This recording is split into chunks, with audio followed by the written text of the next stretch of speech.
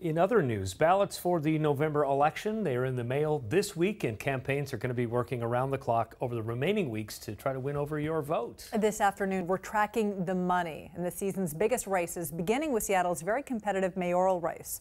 King 5 political reporter Natalie joins us now with a look at some new numbers and how that money's being spent. And new numbers, new filings were due by midnight. So today we're getting our first look, and I want to show you how some of this money will be spent in this final push to Election Day. Here are the totals that we have at this point. Former U.S. Attorney Jenny Durkan has raised more than $822,000 so far, compared to urban planner Carrie Moon's $278,000. Both candidates have spent most of that money so far, much of it going into campaign advertising, which is why you're probably seeing a lot of new ads online, on Facebook and other digital sites, and soon, even as early as today, you'll see them on air.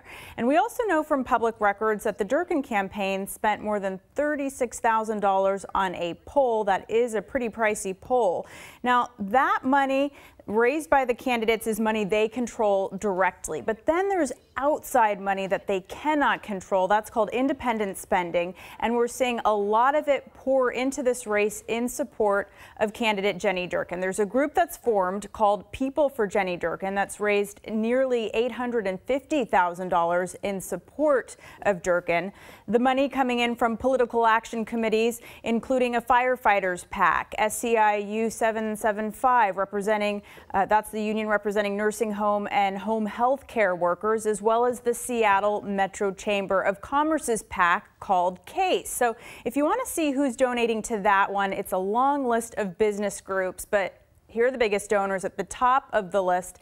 Amazon, which has spent around $350,000 in this race, followed by Vulcan, the Washington Association of Realtors, CenturyLink, the CenturyLink PAC, just to name a few. And while most of that money has not yet been spent, they're sitting on a lot of cash.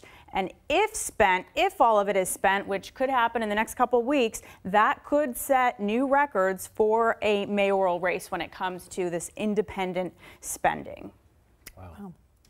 So Natalie, this is a ton of money. Clearly, some business groups feel that there's a distinct difference between these two candidates if you just look at the numbers, right? Well, we know that CASE, the Chamber's PAC political arm, has endorsed Jenny Durkan, and that has drawn criticism from her opponent, Carrie Moon.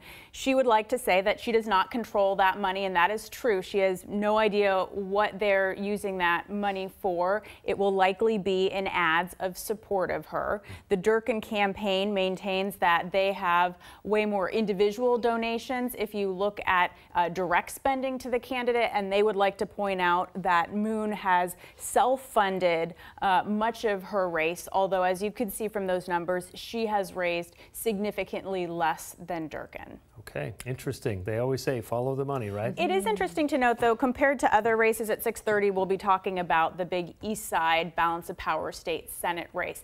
That race has been very negative when it comes to the outside spending. In Seattle nice politics, we have a lot of positive ads, and the outside spending tends to stay on the whole pretty positive. So we'll see if that remains the case. We'll have to wait and see.